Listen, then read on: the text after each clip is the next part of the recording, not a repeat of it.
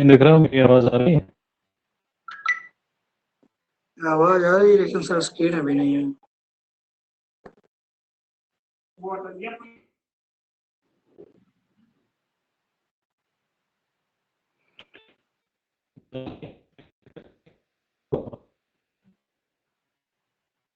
भी रही है आवाज हल्की सी।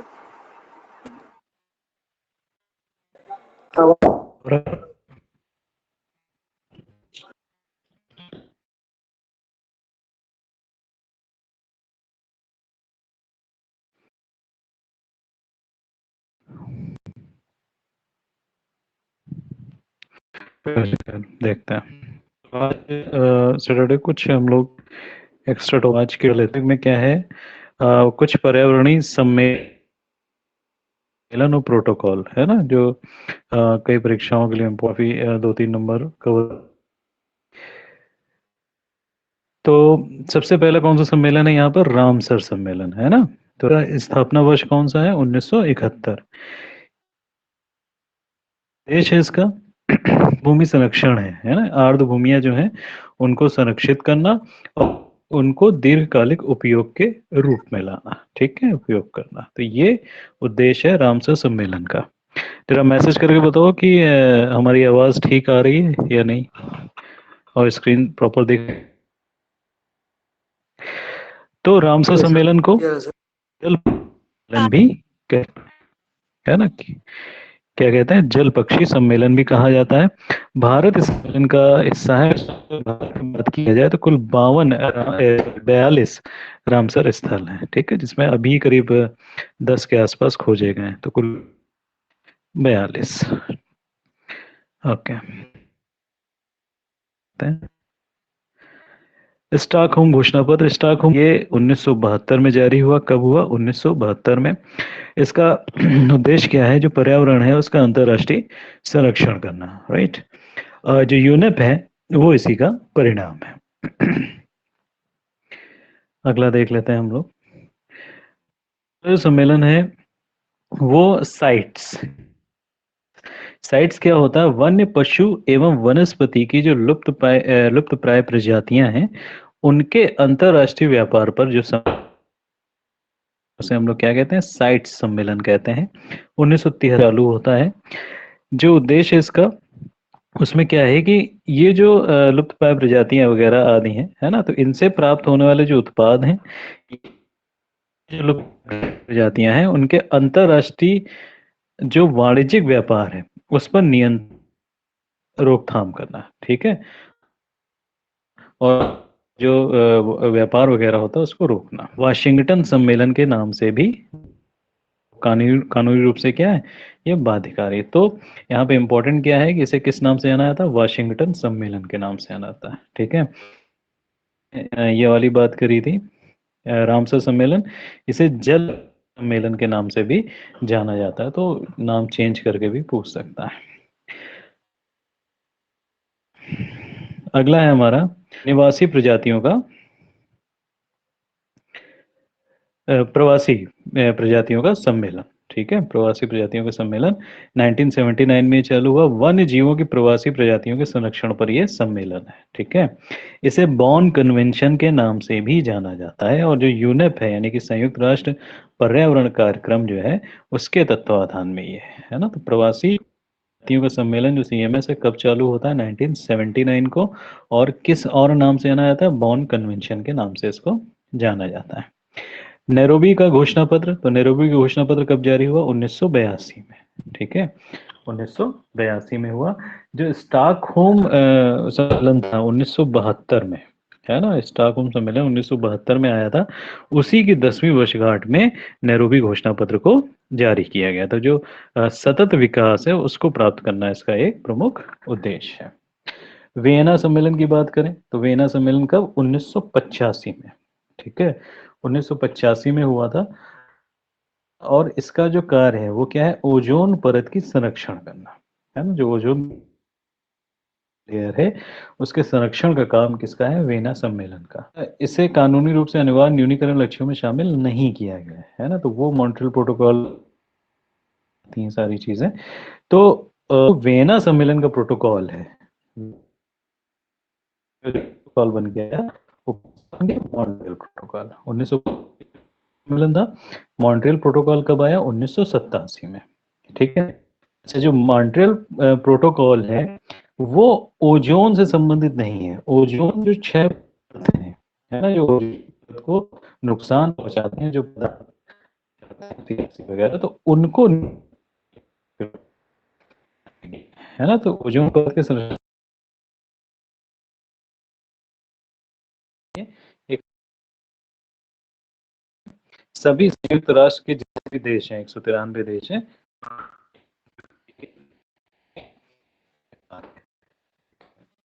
केवल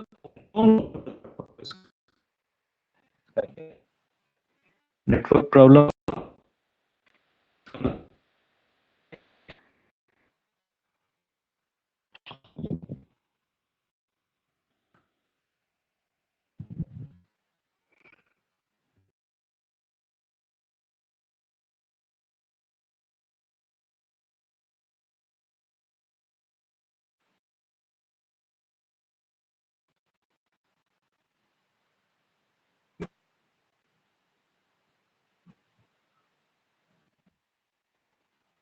सर आ नहीं रही आवाज आपकी बिल्कुल।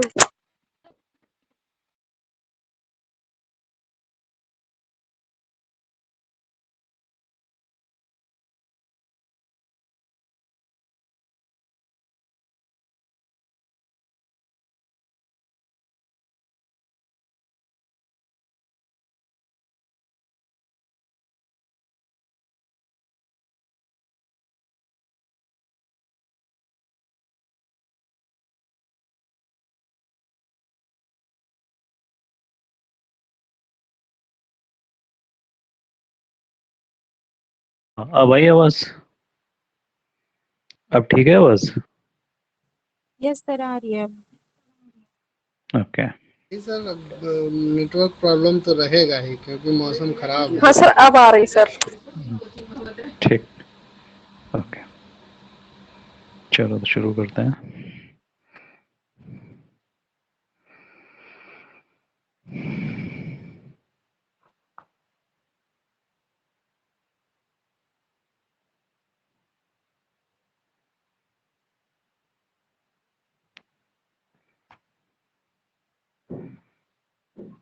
ठीक है, स्क्रीन दिख रहा है ना सबको?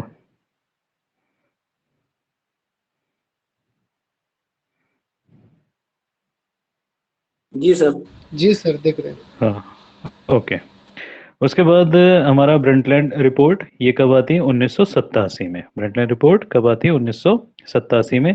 सतत विकास ही इसका एक उद्देश्य था, और इसी में ही सतत विकास का सिद्धांत दिया गया है। तो ये कभी कभी पूछ दिया जाता है कि सतत विकास का सिद्धांत किस रिपोर्ट के तहत दिया गया है? तो ब्रंटलैंड रिपोर्ट के तहत दिया गया, 1987 में आया था, ठीक है।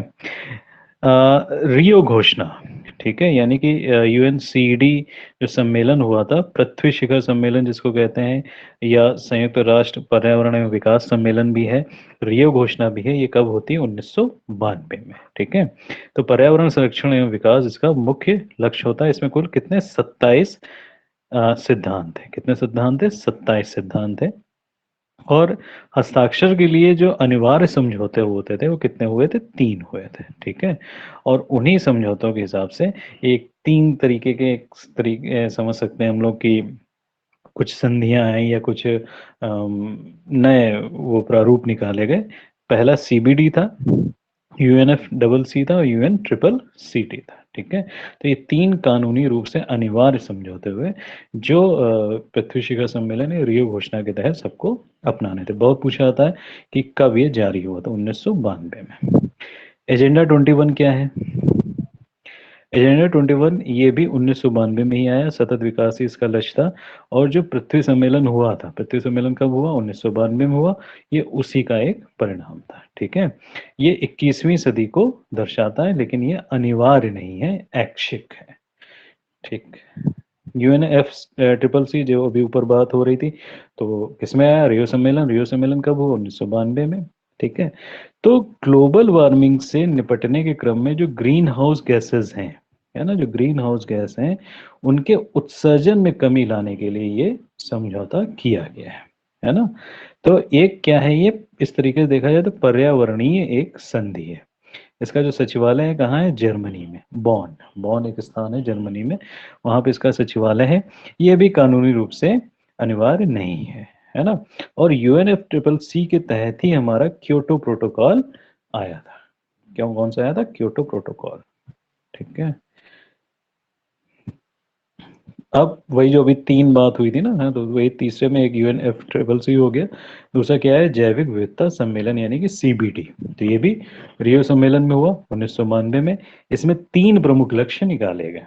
कौन सा, एक तो जैविक विविधता, यानी कि जो जैव विविधता है उसको संरक्षित करना। जैव विविधता क्या, संरक्षित करना। जैव विविधता के जो घटक हैं उनका स्थायी उपयोग करना, जैव विविधता घटकों का स्थायी उपयोग करना, और आनुवांशिक संसाधनों से प्राप्त होने वाले जो लाभ हैं, है ना, उनकी निष्पक्ष और न्याय संगत साझेदारी करना। ठीक, तो ये 3 प्रमुख लक्ष्य थे जो हमारा CBD हुआ था। CBD क्या था, जैविक विविधता सम्मेलन, और ये कानूनी रूप से क्या था, अनिवार्य था। ठीक, अमेरिका हस्ताक्षर कर चुका है, लेकिन अभी उसने इसको पुष्ट नहीं किया है कि हम इसको पूरी तरीके से स्वीकार कर रहे हैं कि नहीं। तो CBD के लिए 2 प्रोटोकॉल्स हैं। कभी कभी ये क्वेश्चन भी पूछ दिया जाता है कि जो कार्टाजेना और नायोगा प्रोटोकॉल है वो किससे संबंधित है, तो जैविक विविधता सम्मेलन से है। तो जैव सुरक्षा कार्टाजेना जो प्रोटोकॉल है 2000 में आया, किस पर है ये, जैव सुरक्षा पर। किस पर है, जैव सुरक्षा पर है। और नागोया प्रोटोकॉल जो 2010 में आता है वो जैव विविधता सहमति पर आधारित है। तो कभी कभी मिलान करने को आ जाते हैं, है ना, कि इधर लिख दिया कार्टाजेना नायोगा और इस तरफ जैव सुरक्षा हो गया और जैव विविधता हो गया, इनको हमको मैच करना होता है। ठीक है, तो इम्पोर्टेंट है थोड़ा सा। तो नायोगा प्रोटोकॉल CBD का ही एक लक्ष्य है। ठीक है, और 2010 के तहत। इसके बाद UNCCC जो तीसरा था, UNCCC, ये 1994 में हुआ, है ना। UNCCC जो है वो मरुस्थलीकरण का मुकाबला करने के लिए सम्मेलन है। ठीक है, मरुस्थलीकरण को बढ़ने से रोकने के लिए जो सम्मेलन किया जाता है वो कौन सा है, हमारा UNCCC। ठीक, इसका भी मुख्यालय कहाँ पर है, बॉन में है, बॉन यानी कि जर्मनी में। ठीक है, एकमात्र सम्मेलन है ये, एकमात्र सम्मेलन है जो रियो एजेंडा जो था हमारा 1992 का, उसकी सीधी सिफारिशों से हुआ था। कानूनन अनिवार्य है और अभी हाल ही में कनाडा इससे बाहर हो चुका है। ठीक, ये इंपॉर्टेंट है, कनाडा इससे बाहर हो चुका है। ओके अब जो सबसे इंपॉर्टेंट है हमारा COP3 यानी कि क्योटो प्रोटोकॉल, है ना, बहुत पूछा जाता है ये। तो क्योटो प्रोटोकॉल कब संदर्भ में आया, 1997 में। और क्योटो प्रोटोकॉल का लक्ष्य क्या है, ग्रीन हाउस गैस की मात्रा को कम करना। किसको कम करना, ग्रीन हाउस गैस की मात्रा को। कभी कभी ये मिलान में एकदम सीधे पूछ दिया जाता है, मॉन्ट्रियल और नीचे दे दिया क्योटो, और यहाँ पर मॉन्ट्रियल के सामने हो गया ग्रीन हाउस से संबंधित और यहाँ ओजोन परत। ठीक है, तो क्योटो प्रोटोकॉल किससे संबंधित है, याद रखना है, ग्रीन ये हाउस सर गैसों से पिछली बार आया संबंधित। था। हाँ ये पिछली सर बार आया था पिछली और बार दोनों आया थे। था। ये क्योटो प्रोटोकॉल के सामने उन्होंने, मतलब उसमें सर ये करना था कि गलत कौन सा है, तो क्योटो हाँ गलत प्रोटोकॉल के सामने उन्होंने कार्बन ट्रेडिंग लिखा हुआ था, जबकि ये है ग्लोबल वार्मिंग से रिलेटेड सर। ये ग्लोबल वार्मिंग से रिलेटेड है और ग्रीन हाउस गैस की मात्रा को कम करने से। तो ग्रीन हाउस भी कभी कभी आ सकता है उसमें, है ना। ठीक है, तो उससे लड़ने के लिए ये 1997 में क्योटो प्रोटोकॉल हमारा आता है। UNFCCC के तहत ये समझौता है लागू कब हुआ है, 2005 में, है ना। और जो इसमें अनुलग्नक 1 अनुलग्नक 2 इस तरीके से है, तो अनुलग्नक जो 1 देश है उसके लिए अनिवार्य है ना। भारत अपना अनुलग्नक 2 में आता है, लेकिन भारत ने इसको अनिवार्य लक्ष्य के रूप में लिया हुआ है। इस प्रोटोकॉल के तहत जो प्रक्रिया है वो क्या है, आप CDM करोगे यानी कि स्वच्छ विकास तंत्र को अपनाना है, उत्सर्जन व्यापार में भागीदारी लेनी है, संयुक्त कार्यान्वयन करना है। तो ये जो है प्रोटोकॉल के तहत ये प्रक्रियाएं हैं। और जो अनुलग्नक A पर लागू होता है तो वो जो GHG हैं, ठीक है, ग्रीन हाउस गैसेस, यानी कि कौन कौन गैसेस हैं, GHG यानी ग्रीन हाउस गैस। तो कौन कौन सी गैसें हैं जिन पे लागू होता है, carbon dioxide, methane, nitrous oxide, sulphur, hexafluoride यानी SF6, HFC हाइड्रोफ्लोरोकार्बन, पर फ्लोरोकार्बन PFC। ठीक है, तो इन 6 छह ही तो हुआ। हाँ, इन 6 गैसेस पर ये लागू है ना, carbon dioxide, methane, NO2, SF6, HFC और PFC पर फ्लोरोकार्बन। इनके अलावा कभी कभी ये भी पूछ सकता है कि इनमें से किस पर ये लागू नहीं है, तो इनके अलावा जो और तीसरी गैस होगी उस पर लागू नहीं होगा। ठीक है, ये जो प्रोटोकॉल है आम लेकिन विभेदित उत्तरदायित्वों के सिद्धांत पर आधारित है। विकसित देशों पर वर्तमान उत्सर्जन को कम करने का दायित्व ये है इसमें। विकसित देशों पे जो वर्तमान उत्सर्जन है उसको कम करने का दायित्व इस आधार पर डालता है कि वे वातावरण में ग्रीन हाउस गैसों के वर्तमान जो स्तर है उसके लिए ऐतिहासिक रूप से जिम्मेदार है। तो पूरी पूरी तरीके से विकसित देशों पर ये अपना सारा ठीकरा फोड़ता है, लेकिन वो मानते नहीं है ना। अनलग्नक 1 जो है वो औद्योगिक देश और पारगमिक अर्थव्यवस्थाएं हैं, और जो अनलग्नक 2 में आते हैं, है ना। तो ऐसे देश जो विकसित देश हैं, जो विकासशील देशों के लागतों का भुगतान करते हैं, वो अनलग्नक 2 में आते हैं। और गैर अनलग्नक में कौन आएगा?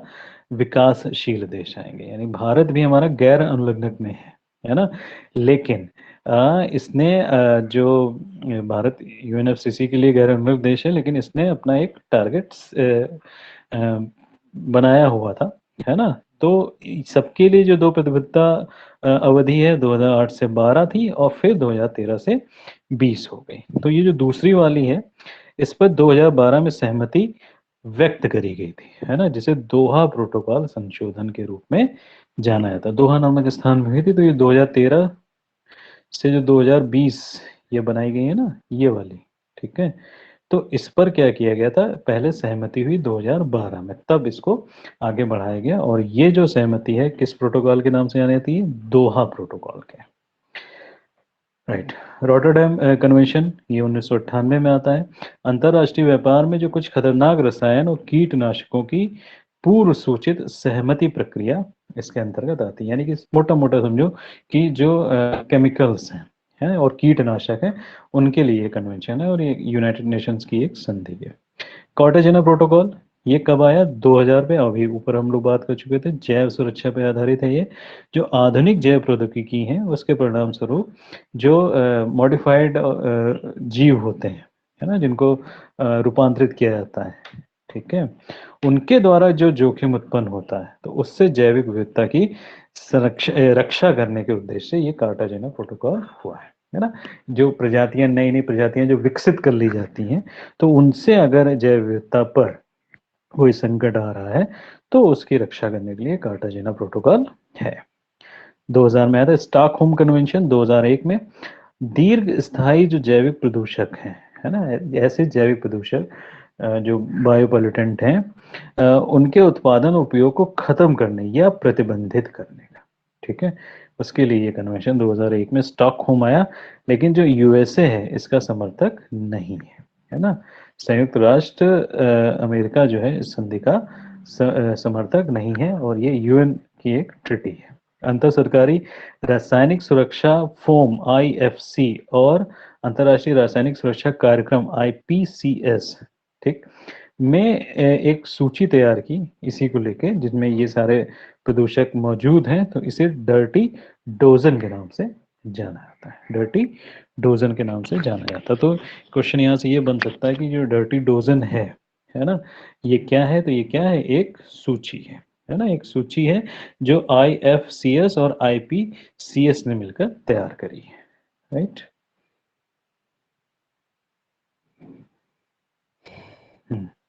फिर रेड एंड रेड प्लस, ये क्या 2005 में आए। ये क्या होते हैं जो रेड और रेड प्लस? जो विकासशील देश है, जैसे भारत हो गया, चाइना हो गया, है ना, तो विकासशील देशों में जो वनों की कटाई और वन की कमी से जो उत्सर्जन में कमी आती है, तो उससे निपटने के लिए इसको किया गया है। 2005 में UNFCCC के तहत ये समझौता हुआ था, और UN रेड को 2008 में शुरू किया गया था। कब शुरू किया गया था? 2008 में शुरू किया गया था। आया था 2005 में। भारत ने इसमें भाग नहीं लिया था। भारत ने इसमें भाग नहीं लिया था। ठीक। अब जो COP13 हुआ था उसमें बाली कार्य योजना, बाली रोड मैप, है ना, 2007 में बनाई गई। तो COP13 और बाली का कार्य योजना बाली रोड मैप, इसको मिलाकर बना दिया गया। तो ये रेड जो है किस में कन्वर्ट हो गया, रेड प्लस में, यानी कि रेड प्लस जो है उसमें बाली कार्य योजना 2007 के भी हैं कुछ तत्व और कॉप 13 के भी कुछ तत्व हैं, ठीक है। कॉप मतलब कन्वेंशन ऑफ पार्टीज होता है ना, कन्वेंशन ऑफ पार्टीज, उनके अलग अलग वो होते हैं। तो जो रेड प्लस है इसका विस्तार जो है वो दीर्घकालिक वन प्रबंधन के लिए है, वन संरक्षण के लिए, और सबसे इम्पोर्टेंट कार्बन सिंक के संवर्धन के लिए है, राइट। इसके बाद नागोया प्रोटोकॉल, ये भी बहुत इंपॉर्टेंट है, 2010 में आया। कब आया, 2010 में आया, जो जैविक विविधता कन्वेंशन में, तो किसके लिए, जैविक विविधता कन्वेंशन में, है ना। तो उपयोग से लेकर लाभ और जो और सब कुछ होते हैं उनके साझीकरण के लिए CBD का पूरक समझौता है। तो किस पे आधारित है, जैविक समझौता पे आधारित है। अब रियो सम्मेलन हमारा कब हुआ था, अभी बताया था हमने, 92 में रियो सर, सम्मेलन कब, 1992। ठीक, हाँ तो 1992। 1992 में हुआ था। हाँ तो रियो +20 तो 20 साल बाद यानी 2012 में होता है।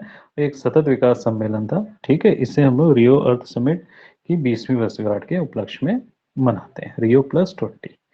तो रियो +20, उसके बाद COP 21 बना था, पेरिस समझौता, ये बहुत इंपॉर्टेंट है ना। ये जो पेरिस समझौता हुआ वो किस पर निर्भर करता है, तो जलवायु परिवर्तन पर निर्भर करता है पेरिस समझौता, है ना। और 2015 में ये हुआ, जो COP 21 की बैठक हुई थी उसमें ये समझौता लाया गया। 2020 तक ये, जो भी तो समय निकल गया, खैर कुछ समय के लिए बढ़ा दिया गया था इसको, तो तब तक लागू रहेगा ये, और कानूनी रूप से अनिवार्य नहीं है। इससे निर्धारित क्वेश्चन कुछ बहुत पूछे जाते हैं। सबसे पहले तो यही है कि इसका लक्ष्य क्या है। तो जो वैश्विक तापमान है, ग्लोबल टेम्परेचर जो है इस शताब्दी का, उसको औद्योगिक, जो पूर्व औद्योगिक काल है उसके तापमान स्तर से 2 डिग्री सेल्सियस से कम की वृद्धि पर लाना, सबसे पहला। और जो तापमान में वृद्धि अगर होती है तो उसको 5 डिग्री सेल्सियस तक ही सीमित करने का प्रयास करना, ये इसका मुख्य लक्ष्य है। अगर भारत की बात करें तो भारत ने भी अपने लिए कुछ लक्ष्य रखे हैं। भारत के जितने भी लक्ष्य हैं वो 2030 तक के, भारत ने 2030 को फोकस करके लक्ष्य रखे हैं। सबसे पहले तो उसने ये लक्ष्य ये रखा है कि जो GDP है, एक सेकंड, हेलो, नमस्ते, हाँ जय,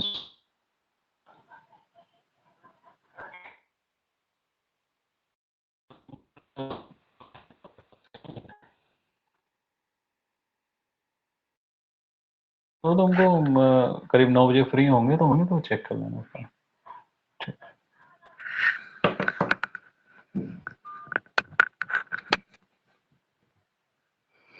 ओके, हाँ तो सर ये जो 2 आवाज डिग्री कट, के बाद आपने 5 डिग्री वाली बात बताई थी, वो बता दीजिए। ये 5 डिग्री वाली नहीं पता थी क्या है। अच्छा देखो ये है कि जो लक्ष्य है वैश्विक तापमान में, जो ग्लोबल टेम्परेचर है, तो पूर्व औद्योगिक काल का जो तापमान था, यानी कि जो औद्योगिक क्रांति जब होती है ना, उससे पहले का जो तापमान था, ठीक है, तो उसके स्तर से थोड़ा सा कम रखने का, कितने कम रखने का, 2 डिग्री सेल्सियस कम रखने का प्रयास है, ठीक है, कि इससे कम की वृद्धि हो। 2 डिग्री, जैसे मान लो उस समय अगर 35 रहा हो तो इसको 37 पर रखने का प्रयास है इनका, ठीक है। तो ये बात हो गई पूर्व औद्योगिक काल के, है ना, उस पर ये प्रयास करेंगे कि उतना ये टेम्परेचर मेंटेन हो जाए। तो ये एक तो तबका था। और दूसरा क्या है कि जो हर साल तापमान में वृद्धि हो रही है, तो पूरी शताब्दी की बात हो रही, पूरी शताब्दी की, पूरे 100 सालों की, तो उस पूरे 100 साल में इसको ये प्रयास किया जाएगा कि ये जो टोटल वृद्धि है, जो टोटल वृद्धि है वो 5 डिग्री सेल्सियस से ज्यादा ना होने पाए, जो इनकी वजह से होती है ना, उद्योग आदि की वजह से जो उस पर्टिकुलर एरिया में जो तापमान की वृद्धि होती है पूरे 100 साल में 5 डिग्री सेंटीग्रेड से तक ही रहे, उससे ज्यादा ना बढ़ने पाए, ठीक है। वृद्धि की बात हो रही, 35 है तो 40 तक ही ये रहे उस पर्टिकुलर एरिया में, ऐसा इनका प्रयास है। जाहिर सी बात है जब ये 5 वाला तापमान में सर वृद्धि 100 को, साल के लिए। हाँ 100 साल पूरी शताब्दी के लिए है ना, यानी कि 2015 से मान के चलो तो 2115 तक के लिए है, ऐसा लक्ष्य इन्होंने रखा है ठीक है। कि इस तरीके से काम किया जाए कि 5 डिग्री तक भी ना बढ़ पाए, है ना, ठीक है। तो भारत के सारे लक्ष्य हम बात कर रहे थे, सब कहाँ तक के लिए रखे हैं उसने, 2030 तक के लिए रखे हैं। इसमें जो जीडीपी का प्रति इकाई ग्रीन हाउस गैस उत्सर्जन है ना, तो ये जो पहला लक्ष्य है कि 33 से 35% डाउन कर दे, किस स्तर से, 2005 के स्तर से। 2005 में जितना ग्रीन हाउस गैसों का उत्सर्जन हो रहा था, 2030 तक वो उत्सर्जन कम से कम 30 से 35% कम होने लगे, ऐसा इनका उद्देश्य है ये ग्रीन हाउस के लिए। उसके अलावा 2030 तक 40% ऊर्जा, है ना, जो 40% ऊर्जा है इसको प्राप्त करने का लक्ष्य रखा इन्होंने। किससे प्राप्त हो, जो गैर जीवाश्म ईंधन स्रोत है उनसे ही उत्पन्न, जैसे सौर ऊर्जा हो गया, है ना, और विंड एनर्जी हो गई, तो इन सब से उत्पन्न हो। 40% ऊर्जा कम से कम वर्ष 2030 तक इनसे उत्पन्न हो। और 2030 तक इन्होंने वन आच्छादन में वृद्धि करने का भी एक वो टारगेट रखा है, जिससे 2.5 से 3 बिलियन टन कार्बन डाइऑक्साइड के बराबर एक अतिरिक्त कार्बन सिंक बनाया जा सके, है ना। तो जब वन आच्छादन में वृद्धि हो जाएगी तो जाहिर सी बात है कि जो कार्बन डाइऑक्साइड है ना, तो कार्बन सिंक एक अलग से जनरेट हो जाएगा, है ना। कार्बन सिंक क्या हो जाएगा, एक अलग से जनरेट हो जाएगा। वो किसके बराबर होगा, 2.5 से 3 billion ton carbon dioxide gas के बराबर होगा, क्योंकि जितने ज्यादा पेड़ होंगे कार्बन उतनी ज्यादा होगी, है ना। तो उसीलिए वो एक सिंक हो गया। और सबसे इंपॉर्टेंट क्या है, अभी अमेरिका ने इससे नाम वापस ले लिया है। ओके, किगाली संशोधन 2016 में किगाली संशोधन होता है सर इसी के ये तहत भी। तो इंडिया में वो बना था सर ना, इंटरनेशनल सोलर अलायंस, हाँ, ये ISA COP21 जो के बनाया तहत। गया है, हाँ इसी के तहत ही ये बनाया गया है, और अब लोग बढ़ भी रहे हैं उससे। तो इस लक्ष्य को प्राप्त करने के लिए अगर देखा जाए तो विकसित देश सिर्फ मीटिंग करते हैं और उसमें बस बड़े बड़े लक्ष्य रख लेते हैं, बस और कुछ नहीं होता है। जितने भी कॉप होते हैं, है ना, ये जो भी समझौते हैं, ये सिर्फ नाम के लिए होते हैं। 5-6 दिन एंजॉय करना होता है इन लोगों को, बड़ी बड़ी बातें करनी होती हैं, लक्ष्य बनाने होते हैं, और उनको पूरा करने के लिए कुछ नहीं करना होता। यद्यपि भारत ने काफी प्रयास किया है इस क्षेत्र में, और ISA जो है उसी प्रयास का एक छोटा सा रूप है, जिसको अब काफी विस्तृत तरीके से हो रहा है। और अगर आज से आने वाले 10 सालों का लो और ISA में सब लोग बराबर भागीदारी कर सकें, तो ये जो प्रॉब्लम है ये काफी हद तक सॉल्व भी हो सकती है, ठीक है। अभी तक जिस चीज को नहीं सोचा गया था, तो वो चीज सोची गई। किगाली संशोधन 2016 में हुआ। ये भी ओजोन से रिलेटेड है, ओजोन जो परत है उसके क्षय को कम करने के लिए, है ना। तो जो 87 का मॉन्ट्रियल प्रोटोकॉल है उसमें संशोधन करता है। उद्देश्य क्या है कि 2045 के लास्ट तक जो HFC है, हाइड्रोफ्लोरोकार्बन है, उसमें 80 से 85% तक की कमी कर देना, है ना। 2019 से सदस्य देशों के लिए अनिवार्य हो गया, राइट। तो ये कुछ प्रोटोकॉल्स थे। ये प्रोटोकॉल बहुत इंपॉर्टेंट है, इनमें तुमको जो मेन ध्यान रखना है, प्रोटोकॉल का नाम, किस सन में ये हुए, और मेन उद्देश्य क्या है इनका, है ना। कि ये जैव विविधता संरक्षण से संबंधित है, कि ओजोन से संबंधित है, कि और किसी चीज से संबंधित है, मरुस्थलीकरण से संबंधित है, क्या है। ये मिलान करने के क्वेश्चन, 1-2 क्वेश्चन जरूर आते हैं इसमें, राइट। ओके, चलो आगे देखते हैं दूसरी PDF क्या है।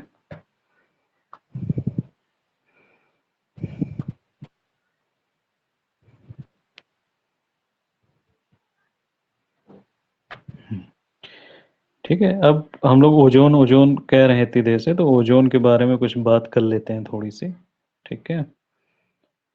तो ओजोन ये हमारा क्या है, सन है ना।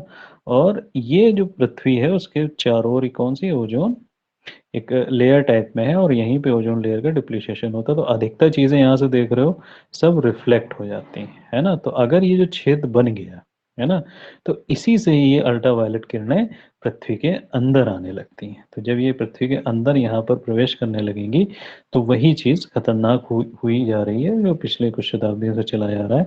इसी को हम लोग ओजोन लेयर का डिप्रेशन कहते हैं, यानी कि क्षय कहते हैं, ठीक है। इसके बारे में थोड़ा सा देख लेते हैं कि ओजोन परत, सबसे पहले तो इम्पोर्टेंट यही पूछ दिया जाता है कि कहाँ पे है ना। ये कई बार क्वेश्चन आया, मिलान करने में भी आ गया, तो समताप मंडल में स्ट्रेटोस्फियर में सर। मौजूद होती है। स्ट्रेटोस्फीयर में मौजूद होती है, समताप मंडल में मौजूद होती है। ठीक है, ये जो ओजोन परत है, जो सूर्य की अल्ट्रावायलेट रेज होती हैं, पराबैंगनी किरणें होती हैं, उनको अवशोषित कर लेती हैं। अवशोषित करने के कारण ये हम लोगों के लिए काफ़ी यूज़फुल है, क्योंकि जो अल्ट्रावायलेट रेज़ हैं, वो हम लोगों के लिए खतरनाक हैं। जो सनबर्न होता है, ये उसका कारण बन सकती हैं, ठीक है? और हमारे डीएनए को भी नुकसान पहुँचा सकती हैं, ठीक है? अच्छा हम लोग मैदानी क्षेत्र में हैं और जो पहाड़ी क्षेत्र होते हैं, जहाँ पर बर्फ़बारी और ये सब काफ़ी होती है, तो जो यूवी रेज़ का खतरा कहाँ पे ज़्यादा है, मैदानी क्षेत्रों में कि पहाड़ी क्षेत्रों में? हुँ? बताओ। सर कुछ शायद पहाड़ी क्षेत्रों में ज्यादा है, इस टाइप से कुछ था, तो क्योंकि याद पहाड़ी नहीं आ क्षेत्रों रहा। में थोड़ा-सा पहाड़ी क्षेत्रों में सही है एकदम, पहाड़ी क्षेत्रों में ये ज़्यादा होगा, ठीक है? क्योंकि सनबर्न भी अगर देखोगे तो पहाड़ी क्षेत्रों में ही ज़्यादा होता है ना? तो अल्ट्रावायलेट रेज़ वहाँ पे थोड़ा-सा जी हाँ तेज़ी के सर। साथ एंटर करती हैं, है ना? और ऊँचाई पर भी होता है, तो इस वजह सर से उन सनबर्न क्या क्षेत्रों है? में मैदानी वही कभी-कभी देखा होगा तुमने कि सनबर्न का सीधा-सीधा समझो कि सूरज की रोशनी से त्वचा का जल जाना, एक तरीके से। तो अभी जैसे तुम मान लो मौसम में चले जाओ गर्मी के पहाड़ों पर, जहाँ बर्फ़बारी सब कुछ हो रही है। जब लौट के आओगे तो चेहरे में कालापन ज़्यादा दिखाई पड़ेगा, यानी कि जो अंग ढके टैनिंग रहते हैं उनकी अपेक्षा हाँ, जो टैनिंग हो जाती है ना? स्पॉट्स आ जाएँगे, हाथों पे थोड़े-से स्पॉट्स आ जाते हैं। वही चीज़ होती है, ये सनबर्न होता है ना? कभी-कभी जी बर्फ़ में तो उस समय तो बहुत अच्छा लगता है जब वहाँ पे रहते हैं, लेकिन उसके बाद ये चीज़ें काफ़ी प्रभावित करती हैं, है ना? तो सनबर्न बहुत होता है। अगर पहाड़ी एरिया से लौट के आ रहे हो तो बहुत सनबर्न होता है, ख़ासतौर से अगर बर्फीली जगहों पे गए हो तो, है ना? तो उसके पीछे भी यही रीज़न होता है। तो ये हमारे डीएनए को भी नुकसान पहुँचा सकती हैं। तो ओज़ोन परत क्या है कि जो हानिकारक विकिरण है अल्ट्रावायलेट रेज़ का, उसको एब्ज़ॉर्ब कर लेती हैं और हमारी रक्षा करती हैं।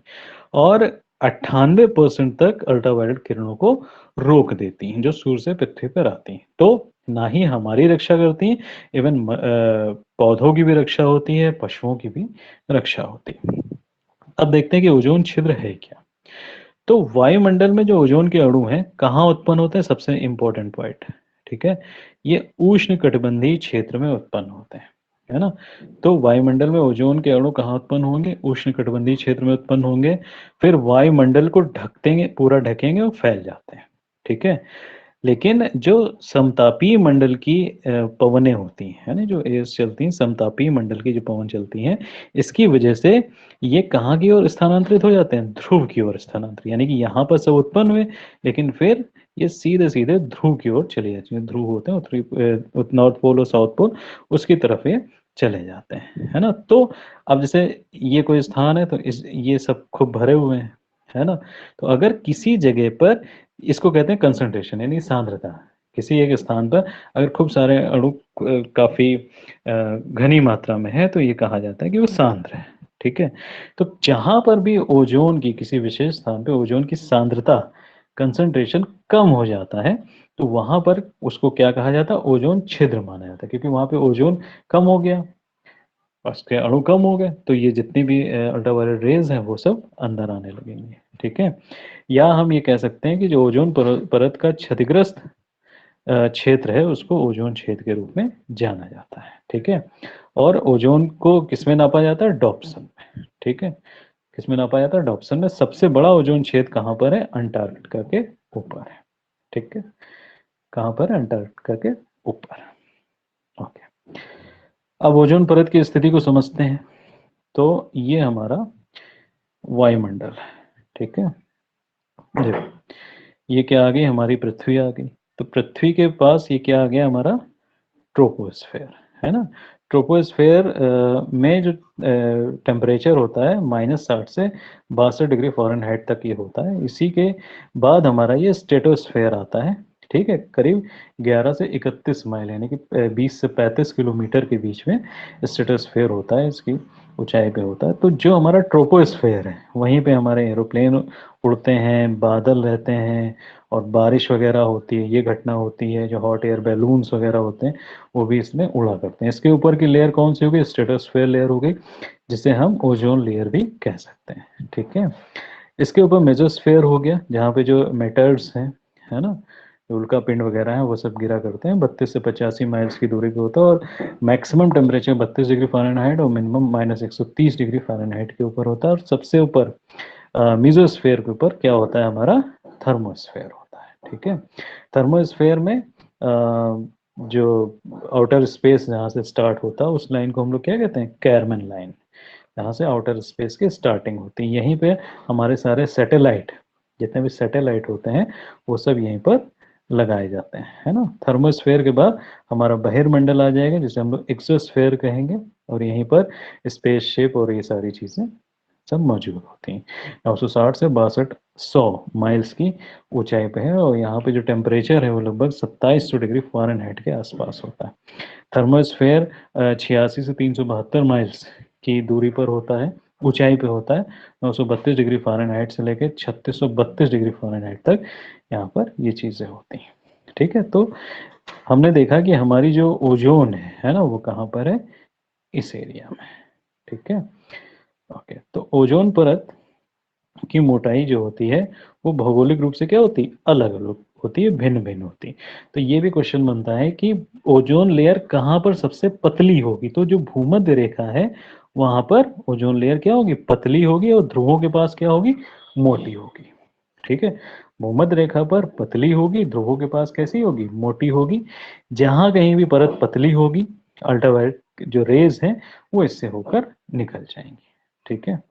तो इस तरीके से अगर हम देखें तो इसने तरंग दैर्ध्य यानी कि जो वेवलेंथ है उसको एब्जॉर्ब किया, तो उस आधार पे जो यूवी विकिरण है कितने प्रकार के होते हैं? अल्ट्रावायलेट जो रेडिएशंस होते हैं 3 प्रकार के होते हैं, है ना। अब यहाँ पे देखो 3 प्रकार कौन कौन से हैं? यूवीसी क्या है?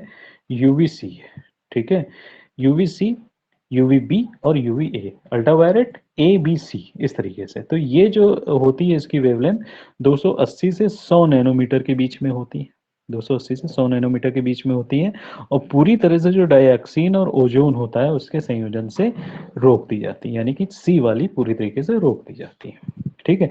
किसके द्वारा रोकी जाती है? डाइऑक्सीन और ओजोन। डाइऑक्सीजन क्या है और ओजोन क्या है, अभी नीचे देखते हैं हम लोग। जो अल्ट्रावायलेट पार्ट बी है ना, वो उसकी कितनी होगी? 280 से 315 नैनोमीटर की वेवलेंथ होगी, और ये किसके द्वारा रोकी जाती है? मुख्य रूप से ओजोन के द्वारा रोकी जाती है, ठीक है।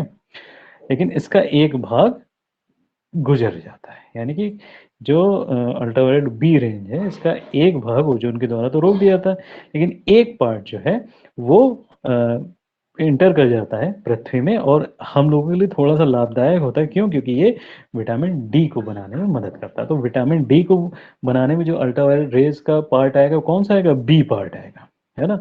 और इसकी जो वेवलेंथ होगी वो कितनी होगी? 280 से 315 नैनोमीटर, ठीक है, 10⁻⁹, ठीक है। तो ये होगा। फिर अल्ट्रावायलेट कौन सी रेंज आएगी? हमारी ए आएगी, है ना। ए का क्या होता है? 400 से 315 नैनोमीटर। ये सभी के लिए पारदर्शी होती है और पूरी तरीके से ये पृथ्वी की सतह पर पहुंच जाती है, राइट। तो इस तरीके से यूवी विकिरण हो गया ए बी सी। अगर इसकी हम लोग रेंज देखें, वेवलेंथ की रेंज देखें, तो 400 से शुरू होती है और 100 तक पहुंचती है। 400 से 315, 315 से 280, 280 से 100। तो जो विटामिन डी का निर्माण करता है वो 315 से 280 नैनोमीटर वाली जो अल्ट्रावायलेट बी रेंज होती है वो करती है, ओके। बता देना जहाँ ऊपर से चला जाए। ओजोन का निर्माण देख लेते हैं, ठीक है। तो ओजोन कहाँ होती है? समताप मंडल में उत्पन्न होती है ना। अत्यधिक ऊर्जावान और सौर विकिरण जो ऑक्सीजन के जो होते हैं मॉलिक्यूल्स वो इसमें रिएक्ट करते हैं। तो ओजोन जाहिर सी बात है कितने अणुओं से बना है? 3। ऑक्सीजन के कितने अणु हैं यहाँ पर? 3 अणुओं से ये मिलकर बना हुआ है, ठीक है। तो जब अत्यधिक ऊर्जावान सौर विकिरण का ऑक्सीजन जो है, सौर विकिरण जो है वो ऑक्सीजन के अणुओं से क्रिया करता है, तो दो जो होते हैं, 2 ऑक्सीजन परमाणु, उनको क्या हो जाता है? उनमें फोटोलिसिस हो जाती है और वो अलग अलग हो जाते हैं, ठीक है। इस तरीके से जब यहाँ पे देखो थोड़ा सा समझ में आएगा, ये सन है ना, ये सूर्य है, इससे ये क्या निकली, अल्ट्रावायलेट रेंज निकली, और ये किससे टकराई, ऑक्सीजन से। तो ऑक्सीजन के 2 मॉलिक्यूल हैं, तो जब अल्ट्रावायलेट रेंज यहाँ पे जो किरण टकराई इससे, तो इस ऑक्सीजन को यहाँ पे तोड़ दिया, तो एक ऑक्सीजन देखो यहाँ पे निकल गया, एक ऑक्सीजन यहाँ पे निकल गया एटम के फॉर्म में, ठीक है। इससे एक और ऑक्सीजन मिल गया, है ना, तो एक रिएक्शन ये हुई कि इससे एक और ऑक्सीजन मिल गया, और यहाँ पे क्या बन गया, ऑक्सीजन का मॉलिक्यूल बन गया। अब ऑक्सीजन के मॉलिक्यूल तो बहुत सारे हैं पृथ्वी में, तो एक ये जो O अकेला टहल रहा था, इससे यही ऑक्सीजन के मॉलिक्यूल मिल गए, तो एक ये O और 2 ये, कितने बना दिए इन्होंने, 3 बना दिए, तो ये बन गई हमारी ओजोन। यानी कि एक ही ऑक्सीजन का अणु जो था, एक ही ऑक्सीजन का जो अणु था, अल्ट्रावायलेट रेज ने पहले उस ऑक्सीजन को 2 भागों में तोड़ दिया, ये फिर वायुमंडल में मौजूद किसी और ऑक्सीजन के कण से मिलकर ऑक्सीजन गैस बना लेता है, और ऑक्सीजन गैस के साथ ही मिलकर ये जो दूसरा भाग है वो क्या बना लेता है, ओजोन बना लेता है, 3 मॉलिक्यूल्स, राइट। इस तरीके से हमारी किसका निर्माण हो जाता है, ओजोन परत का, ठीक है। तो वही लिखा हुआ है यहाँ पर, एक मुक्त ऑक्सीजन परमाणु दूसरे ऑक्सीजन से टकराता है और उससे जुड़ जाता है और O3 बना देता है। इसकी सांद्रता कितनी है ओजोन परत की, 10 ppm पार्ट्स पर मिलियन, और पृथ्वी के वायुमंडल में लगभग 0.3 ppm ये मौजूद है, ठीक है, कितनी, 0.3 ppm। अब ओजोन परत का क्षरण कैसे होता है, तो हम लोगों के कारण ही ओजोन परत का क्षरण होता है, जो भी विभिन्न मानवीय गतिविधियां हैं, है ना, तो उसके कारण समताप मंडल में ओजोन परत के बाहर निकलने, धीरे धीरे कम होने या क्षीण होने को ओजोन निम्नीकरण कहा जाता है। इसके लिए जो ग्रीन हाउस गैसेस जिम्मेदार हैं, कार्बन डाइऑक्साइड और मीथेन है, ठीक है, और भी अन्य ग्रीन हाउस गैसेस के कारण होता है, जैसे क्लोरोफ्लोरोकार्बन वगैरह, है ना। क्लोरोफ्लोरोकार्बन किस में पाए जाते हैं, किस में पाए जाते हैं, जो एरोसोल्स होते हैं, और एरोसोल्स किसमें होते हैं, जो हम लोग स्प्रे, हाँ एसी है, फ्रिज है, और जो हम लोग स्प्रे यूज करते सर हैं, आवाज है ना। आपकी कट रही। आवाज कटने लगी, सर सही आ रही हाँ, है। अब नहीं, सही आवाज आ आ रही रही सर, सर। अब सही आ रही वो, सर मेरा नेटवर्क चला गया था सर। चलो कोई नहीं, है ना। तो जो एरोसोल्स होते हैं उनमें ये पाया जाता है ना। और जो हम लोग यूज करते हैं, जो स्प्रे हम लोग यूज करते हैं, जैसे नहीं शेविंग आजकल फोम आ गया है ना, आज फोम बनाने की जरूरत ही नहीं होती, तो उसमें बहुत होता है। और जो परफ्यूम यूज करते हैं हम लोग, या जो हेयर स्प्रे वगैरह यूज करते हैं, तो उसमें भी ये CFC काफी होती है, ठीक है। तो उसी के कारण है, प्लास्टिक बनाने में भी बहुत निकलती है। तो जो CFC होता है, जो हेलोजन होती है, उनकी रासायनिक क्रिया होती है, और ओजोन अणु क्या होते हैं, टूट जाते हैं। इस वजह से जो ओजोन अणु जब टूट जाएंगे, तो अल्ट्रावायलेट रेज को रोकने की क्षमता क्या हो जाएगी, कम हो जाएगी। इसके अलावा अन्य जो गैसें योगदान देती हैं वो कौन सी है, नाइट्रिक ऑक्साइड, है ना, NO, नाइट्रस ऑक्साइड, हाइड्रोक्सिल्स भी हैं, OH, क्लोरोफ्लोरोकार्बन्स भी हैं, ब्रोमोफ्लोरोकार्बन भी है, ठीक है। यानी कि ब्रोमीन भी कहीं ना कहीं इसके लिए जिम्मेदार होती है, ठीक है। ये क्या बना हुआ है, हाँ, तो ये विशेष रूप से अंटार्कटिका के ऊपर ध्रुवीय क्षेत्रों में ओजोन निम्नीकरण काफी प्रभावी है। कहाँ पर, ये देखो तुमको दिख रहा होगा अंटार्कटिका के ऊपर, ये दिख रहा है इस तरीके से, ये देखो ये बना हुआ पूरी पृथ्वी का, यहाँ पर ये सिस्टम देखो, ये ऐसे आ गया ना, ये ऐसे ये निकाला इन्होंने, तो यहीं पर ये सबसे ज्यादा प्रभावी अंटार्कटिका पर, ठीक है। किसी विशेष क्षेत्र में ओजोन परत की गंभीर कमी को ओजोन होल कहा जाता है ना, वही ओजोन क्षेत्र, ठीक है। तो जब दक्षिणी ध्रुव पे ओजोन परत का घनत्व तो कम होता पाते हैं, क्या रीजन है कि वहां पे सबसे ज्यादा पाया जाता है ना, ओजोन का जो क्षरण है वो सबसे ज्यादा पाया जाता है, यानी कि ओजोन डेंसिटी सबसे कम होती है, तो रासायनिक अभिक्रियाओं के कारण होता है। क्यों, क्योंकि वहां पर बर्फ के कण बहुत ज्यादा है, और अत्यधिक ठंड है, तो ऊंचाई पर ये निर्मित हो जाते हैं, है ना। और 2019 में उत्तरी ध्रुवीय क्षेत्र में जो असमान रूप से ध्रुवीय भंवर यानी कि पोलर वर्टेक्स होते हैं, उनके चलते भी टेम्परेचर काफी कम हो गया ऐसा माना जाता है। और जो ब्रोमीन और क्लोरीन होते हैं, ठीक है, उनके परमाणु ब्रोमीन क्लोरीन किस में आएंगे, CFC वगैरह में आएंगे, तो वो रासायनिक अभिक्रिया के परिणाम स्वरूप क्या करते हैं, ओजोन को कमजोर कर देते हैं, ठीक है। इसी के कारण उत्तरी ध्रुव में अंटार्कटिका में तो हुआ ही, जो ये क्लोरीन और ब्रोमीन ने ये रिएक्शंस करी, उसके कारण ये आर्कटिक में भी, यानी कि उत्तरी ध्रुव में भी ये बनने लगा। ठीक है, ये देखो कुछ बना हुआ ओजोन निम्नीकरण के हैं, ओजोन डिफ्लेशन के, वही जो कारण है सारे, है ना। तो ये देखो सीएफसी के मॉलिक्यूल्स हैं, यहाँ पे क्या चीज दिखाई है देखते हैं हम लोग। ये अल्ट्रावायलेट ए और बी रेंज यहाँ पे आती है ना, क्योंकि सी तो पूरी तरीके से इंटर कर जाती है। तो ओजोन लेयर यहाँ पे ए आई, है ना। और ये जो अल्ट्रावायलेट रेज है, इससे ये काफी शील्ड हो जाती है, बच जाती है, लेकिन बी वाला पार्ट कुछ अंदर चला जाता है, जो किसमें काम आएगा, क्या बनाता है हमारी बॉडी में, ultraviolet B, vitamin vitamin D. ठीक है, डी तो वो बना बना देता है, तो अब डी बना देता है। तो ये सीएफसी मॉलिक्यूल्स हैं, है ना, क्लोरोफ्लोरोकार्बन के मॉलिक्यूल्स हैं। तो ये क्या करते हैं, ये देखो सी हो गया, और ये क्लोरीन के ये तीन आ गए, है ना, ये फ्लोरीन हो गया, और कहीं कहीं पर ये हो जाता है, ये ऑक्सीजन के साथ रिएक्शन कर जाते हैं, और ये देखो ऑक्सीजन को यहाँ पे तोड़ दिया, एक बॉन्डिंग ये बना दी, तो ये ऑक्सीजन अलग हो गया, और इसको बना दिया। तो जो O3 बनना चाहिए था, उसकी जगह ये लाल लाल जो है, ये क्लोरीन है ना। तो ये क्या आ गया यहाँ पे, ये फ्लोरीन या क्लोरीन आ गया, यहाँ पे ये ऐड हो गया। ये ठीक है, सब तो बहुत जब, जल्दी मिलके बॉन्डिंग कर, फ्लोरीन जब फ्रीली हाँ यहाँ बहुत घूम रहे जल्दी, होते हैं मंडल में, ये बहुत जल्दी हम्म, इस वजह से टूट जाता है फिर ये हाँ वो तरीका। हाँ बहुत जल्दी कर लेता है, क्योंकि फ्लोरीन सबसे ज्यादा रिएक्टिव है, मोस्ट रिएक्टिव एलिमेंट है ना। इस वजह से ऑक्सीजन के रिएक्शन करने से पहले ही ये कर लेता है, ओजोन क्या होती है, ब्रेक हो जाती है, ओजोन होल वहां पर फॉर्म हो जाता है। ठीक है, तो कारण वही है ना, स्प्रे कैन और जो शीतलक होते हैं रेफ्रिजरेंट, उनमें सीएफसी पाया जाता है, और हैलोन गैसेस जो वायुमंडल में विमुक्त हो जाती हैं, नाइट्रोजन युक्त उर्वरकों का बहुत ज़्यादा प्रयोग होता है, जो सुपरसोनिक विमान उड़ते हैं, परमाणु विस्फोट होता है, तो इन सब की वजह से भी ओजोन लेयर काफ़ी प्रभावित होती है। ओजोन के निम्नीकरण के क्या प्रभाव हैं, तो पराबैंगनी किरणों का हम लोगों की बॉडी प्रभाव होता है, तो सनबर्न हो सकता है, स्किन कैंसर हो सकता है, मोतियाबिंद हो सकता है, हमारी आंखों को नुकसान पहुंच सकती है, ग्लोबल वार्मिंग तो होती ही है, पौधे भी नष्ट हो जाते हैं। ठीक है, ओके। बचत के उपाय क्या हैं, तो जो ओडीएस है, यानी कि उत्तरदायी पदार्थ है ओजोन निम्नीकरण के लिए, उनके उपयोग को कम करना, ओजोन परत की सुरक्षा के लिए मॉन्ट्रियल प्रोटोकॉल 1987 में आया, इसका प्रभावी कार्यान्वयन, जो प्रशीतन और एयर कंडीशनर हैं उनमें पर्यावरण के अनुकूल रसायनों का उपयोग करना, आजकल जो नए एसीज आ रहे हैं, है ना, तो उनमें इन चीज़ों का प्रयोग किया जा रहा है।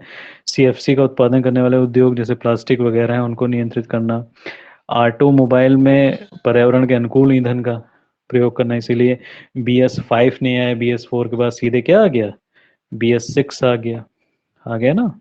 तो ये भी उसके तहत एक ही है। तो शुरुआत में क्या प्रयास किया गया, जो इसके उसके लिए 1980 के दशक में वैज्ञानिकों ने पाया कि जो अंटार्कटिका के ऊपर है, ओजोन परत क्या हो रही, पतली हो रही, इसीलिए 87 में मॉन्ट्रियल प्रोटोकॉल इन्होंने किया, और जो एक अंतर्राष्ट्रीय संधि हुई, ओजोन क्षयकारी रसायन यानी कि जो फ्लोरोकार्बन है, उनके उत्पादन में क्या हो गया, प्रतिबंध लगा दिया गया। ठीक है, और क्योंकि ये बहुत समय तक वातावरण में मौजूद रहते हैं ना, और फिर धीरे धीरे इन प्रभावों का अवलोकन होता रहा, लेकिन करीब 13 साल लग गए, और 2000 में देखा गया कि जो ओजोन छिद्र है वो और बड़ा हो गया, है ना। लेकिन अब क्या है कि धीरे धीरे तक हालात सुधरने लगे हैं, और लॉकडाउन भी इसमें बहुत हेल्प किया है, लॉकडाउन ने भी ओजोन छिद्र जो है 21वीं सदी के मध्य लॉकडाउन में सर तक पूरा ही ठीक ढक हो गया। गया। हाँ पूरा ही ढक गया था लगभग। हाँ सर, पिछले तो लॉकडाउन अगर में। हाँ जो लॉकडाउन का जो सिस्टम बनाया था इन्होंने गाड़ियों का, उसको अगर थोड़ा सा प्रभावी किया जाए पूरे विश्व में, एक साथ तो देखो संभव नहीं हो पाएगा, है ना, पूरे विश्व में अगर उसको प्रभाव में लाया जाए थोड़ा सा प्लानिंग करके, तो ये ओजोन छिद्र जो हम लोग 21वीं शताब्दी के मध्य तक सोचे हैं, तो हो सकता है कि ये अभी ठीक हो जाए कुछ ही दिनों में, करीब आने वाले 20-25 साल में। लेकिन वो होना नहीं, जैसे वो सब देखो ठीक हुआ, फिर से वही गाड़ियां चलने लगी, फिर से वही हाँ एसी सर, चलने लगे, जैसे फिर से वही। कोरोना नहीं भी हो, पर सर एनवायरनमेंट की सेफ्टी के पॉइंट ऑफ व्यू से भी अगर करने लगेंगे लोग वीकली या इस टाइप से कुछ, तो भी हाँ सही तो वो रहेगा। चीजें करी जा सकती, हाँ वो करा जा सकता है, पब्लिक ट्रांसपोर्ट को आप बढ़ावा दीजिए पर्सनल व्हीकल्स की जगह, है ना, तो वो भी चीजें आ जाएंगी। या उस बीच में चला था कि शेयरिंग बाइक्स चली थी और ये सब चीजें हुई थी, तो ये सब किया जा सकता है, ऐसा नहीं कि नहीं हो सकता, लेकिन ये अपने ऊपर है। ओके, कुछ महत्वपूर्ण सम्मेलन, एक तो वियना कब हुआ था? 1985 में ऑस्ट्रिया में। ओजोन क्षेत्र की खोज सबसे पहले किस दौरान हुई थी? तो वियना सम्मेलन के दौरान ही हुई थी 1985 में, ठीक है। उसके बाद सेविंग ओजोन लेयर कॉन्फ्रेंस, ये कब हुई? ये भी लंदन में 1985 में हुई। हेलसिंकी सम्मेलन, ये सब अगर ये मान लो पूछ दिया जाए कि इनमें से कौन से ओजोन से रिलेटेड है, कई आ जाए, तो ये सब ओजोन से रिलेटेड है। हेलसिंकी सम्मेलन 1989 में, ठीक है। मॉन्ट्रियल प्रोटोकॉल को संशोधित करने के लिए इसका आयोजन किया गया था। सीएफसी के इस्तेमाल को समाप्त करने के लिए समझौता हुआ था। और क्या है, मॉन्ट्रियल प्रोटोकॉल है ना, तो 1987 में हुआ था। 197 देशों द्वारा ये अपनाया गया था। अनुसमर्थन जो संयुक्त राष्ट्र में प्राप्त करने के लिए ओजोन लेयर की, उसके ये पहली संधि थी। मॉन्ट्रियल प्रोटोकॉल में क्या था? एक तो 1987 में लागू हुआ ओजोन परत पर वियना कन्वेंशन का प्रोटोकॉल है, 197 देशों द्वारा हस्ताक्षरित किया गया था। केवल ओजोन क्षयकारी पदार्थों पर लक्षित है। याद रखना, मॉन्ट्रियल प्रोटोकॉल ओजोन क्षयकारी पदार्थों पर लक्षित है। ग्रीन हाउस गैस यानी कि हाइड्रोफ्लोरोकार्बन्स जो हैं उन पर ये नहीं है ना, उन पर ये लक्षित नहीं है, ठीक है। सभी विकसित देशों ने जो क्लोरोफ्लोरोकार्बन है, यानी कि हाइड्रोफ्लोरोकार्बन पे नहीं है, क्लोरोफ्लोरोकार्बन पे, उसके उपयोग को कम करने का निर्णय लिया था, है ना। और ये पहली ऐसी संधि है यूएन के हिस्ट्री में जिसे सार्वभौमिक अनुसमर्थन प्राप्त हुआ, है ना। किगाली समझौता कब हुआ? 2000, ये क्या है इसका जो मोटो है, 2045 तक चरणबद्ध तरीके से जो हाइड्रोफ्लोरोकार्बन्स हैं उसके उत्पादन उपयोग को खत्म करने के लिए बनाई गई रणनीति है ना। तो एचएफसी सब जो निकलती हैं वो कहाँ से? जो एसी हैं, रेफ्रिजरेटर हैं, एरोसोल हैं, फोम है, इन सब में मौजूद है ना। इसी वजह से ये अनियंत्रित वृद्धि वगैरह जो हो रही है तो उसको कम करने के लिए इसमें किया गया है ना। 2016 में ओजोन परत को क्षय को कम करने के लिए हस्ताक्षरित किया गया था। 87 के मॉन्ट्रियल प्रोटोकॉल में ये संशोधन करता है। और उद्देश्य क्या है? 2045 के अंत तक एचएफसी को लगभग 80 से 85% कम करना है, ठीक। और ये जो किगाली संशोधन कानूनी रूप से बाध्यकारी है, 1 जनवरी 2019 से लागू हो चुका है। भारत ने भी इसका संशोधन, इसकी समझौते की पुष्टि करी, राइट। तो आज हम लोगों ने 2 टॉपिक्स पढ़े जो बहुत इम्पोर्टेंट हैं, काफ़ी इम्पोर्टेंट परीक्षा की दृष्टि से, ठीक है। तो इसको थोड़ा सा एक बार रिवाइज कर लेना, मेरे ख्याल से रिकॉर्डिंग भी होगी तो एक बार देख लेना, ठीक है। तो इम्पोर्टेंट है ये, इसको देखते हुए चलना। हाँ सर, ओके। ये मैच वाला तो सर जरूर आता है ये हाँ, ये जैसे मैच वाला प्रोटोकॉल, ये तो आता है। नागोया प्रोटोकॉल वगैरह सर, ये ये मैच वाला कार्टाजेना जरूर आता है। वगैरह। 2-3 बार, हाँ 2-3 बार देखोगे तो अपने आप आसानी से आ जाएगा, ठीक है। ओके, ओवर करते हैं फिर। Sir good night. नमस्ते सर नमस्ते। सर आप जो हाँ पढ़ाते विकास। हैं क्या इससे भी डीप कोई होता है, मतलब कुछ होता है जैसे कि जो अगर यूपीएससी वगैरह के लिए करें, क्या इससे भी डीप जाना पड़ता है? क्या है ठीक ठाक? देखो हम ये तो नहीं कहेंगे कि हम पूरा पढ़ा देते हैं, क्योंकि हमें नहीं लगता कि हम अब और दूसरों को नहीं बता सकते कि हम पूरा पढ़ा देते हो, है ना, कि कुछ छूटता ना हो हमसे, ऐसा नहीं हो सकता है ना। तो चीज़ें तो देखो, जीएस एक ऐसा है, उसको शेषनाग झील समझो, है ना, उसकी गहराई का जी पता सर। तो कोई नहीं लगा सकता है, ठीक है। जी सर। तो वो है, तो प्रयास ये रहता है कि मैक्सिमम पॉइंट कहाँ कहाँ से खींच खींच के ले आए जाएं जो तुम लोगों के लिए हेल्पफुल हो जाए और वो हो जाए, नहीं लेकिन आज ऐसा नहीं कि ये बहुत अच्छा। पूरा हो जाता जी है ना। इसीलिए ये देखो टॉपिक हमने तैयार किया था कि सैटरडे को ऐसे रखें, और ये तकरीबन हमने 10-15 टॉपिक्स तैयार किए हैं इस बीच में, है ना। तो इनको एक साथ हम लोग डिस्कस कर लेंगे तो ये अलग से 4-5 क्वेश्चन तुम्हारे कवर करता चला जाएगा। तो रेगुलर तो वो जो चल रहा है सल्तनत काल एंड ऑल दैट, वो तो चल ही रहा है, तो ये भी कुछ कवर करते हुए चल रहे हैं हम लोग, है ना। ऐसे टॉपिक्स अभी और लाएंगे तो उनको भी हम लोग करेंगे, ठीक है। तो ये तो नहीं है कि मतलब सिर्फ यही है ना, ये तो मान के चलो और भी डीप है, बहुत डीप है ना। लेकिन और भी पढ़ना परीक्षा पड़ेगा। निकालने के लिए, हाँ परीक्षा निकालने के लिए, प्री निकालने के लिए मेरे ख्याल से पर्याप्त है ना, क्योंकि उसमें हमको प्री निकालना है, कोई पीएचडी नहीं करनी, ठीक है। हमको बस एक क्वालिफाई करना, तो that is sufficient for that, बस इतना इसके लिए मान फिर के इसके चलो। बाद मतलब और डीप जाना पड़ेगा सर?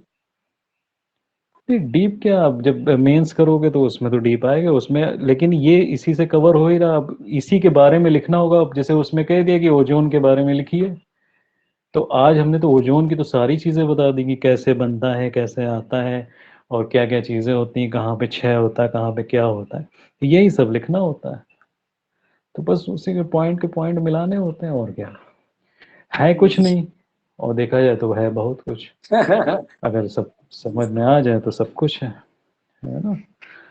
चलो फिर, ओके। अच्छा सर, एक और प्रॉब्लम है। जैसे हम हम्म लोग अभी एसटी वगैरह देते हैं, ठीक है, जो सर करा रहे हैं, हम्म तो उसमें मतलब हम्म जीएस में हम लोगों को क्वेश्चन करने में अंदर से कॉन्फिडेंस नहीं आता। लेकिन अगर हम लोग माइनस मार्किंग वगैरह सब कुछ ऐड कर दें, फिर भी 70+ स्कोर हम्म। पहुंच रहा, तो ऐसे में क्या करें? मतलब कि कॉन्फिडेंस नहीं आ रहा बस क्वेश्चन को टिक करने में। देखो देखो कॉन्फिडेंस तभी आएगा जब पूरा पढ़ा जाएगा, उस रेगुलर बेसिस पे रहेगा, है ना। तो रेगुलर बेसिस पे एक बार उठा के सब पढ़ लो, कॉन्फिडेंस अभी तुम्हारा 2 दिन के अंदर आ जाएगा। ल्यूसेंट सिर्फ एक हम बुक बता रहे हैं, पेट के हिसाब से बता रहे हैं, सिर्फ ल्यूसेंट को उठा लो और 3 दिन का टारगेट बना डालो कि हमको पूरी ल्यूसेंट खत्म कर डाली। उसके बाद एसटी देखना, पिछले बार की कॉन्फिडेंस के अपेक्षा तुम्हारा 50% कॉन्फिडेंस बढ़ चुका होगा। तो ये सिर्फ हमने एक जनरल बुक की बात करी जो कि ल्यूसेंट है ना। अब उसी बुक को जी अगर हम और सब बुक्स के साथ चेंज कर दें तो ये चीज़ें और बढ़ जाएंगी, है ना। तो ये चीज़ जी होता है। तो ये क्योंकि अभी क्या कर रहे हो कि अभी सिर्फ एसटी दे रहे हो, है ना। हम अगर उसको पढ़ने की बात करें तो वो पढ़ा नहीं जा रहा है अभी। सही है कि गलत? कि अगर ये हाँ कि सर, तुम थोड़ा एसटी दे थोड़ा सा रहे हो, पढ़ते हैं। है ना, तो पढ़ उस हिसाब से नहीं रहे हो, है ना, कि जो पूरी थियरी होती है उसको पहले कवर नहीं कर रहे हो, सीधे टेस्ट पे आ रहे हैं, तो वो तो थोड़ा सा कॉन्फिडेंस लूज ही करेगा। अब तक हमने जितने भी नोट्स दिए हैं सब तुम लोगों के पास हैं। मेरे ख्याल से पूरी हिस्ट्री होगी, पूरी ज्योग्राफी होगी, पॉलिटी होगी, पूरी जी सर, साइंस वो तो होगी। है। अगर तुम ये टारगेट रख के रखो कि एक हफ्ते हमको कोई एसटी नहीं देनी, कोई भी क्वेश्चन नहीं करना है, सिर्फ इन्हीं को पढ़ के खत्म कर देना है, उसके बाद एसटी दे के देखो, है ना। ठीक है। तो जब तक जी हम सर। किसी की वो नहीं समझेंगे तो डायरेक्ट ही हम आक्रमण करने चले जाएंगे, तो उससे कुछ थोड़े होगा, है ना। जब तक जी सर। उसकी हम गहराई नहीं समझेंगे, उसकी बाउंड्री नहीं समझेंगे, और जब वो सब कवर हो जाएगा तो अपने आप निकलने लगेगा। तो थियरी को कवर करो पहले, है ना, उसको खत्म करो। जी एक सर। टारगेट उठा लो कि हाँ ये आने वाले 7 दिन हमारे जितने सारे नोट्स हैं सिर्फ वही कर लो, उठा के रख लो अरे एक सर, पास। आपके नोट्स जी बहुत है। हाँ, पीडीएफ भी होंगे, और हो सकता है हार्ड कॉपीज भी हो, हमने जब तुम लोगों को ऑफलाइन पढ़ाते थे लिखवाए भी थे, वो सब एक बार तुम उठा के जहाँ पढ़ोगे तो सब क्लियर हो जाएगा। उसके बाद देखो कॉन्फिडेंस ना है तो बताना, है ना। ठीक है, तो ये करके देखो जी कल सर, से thank try. Thank you sir. Okay.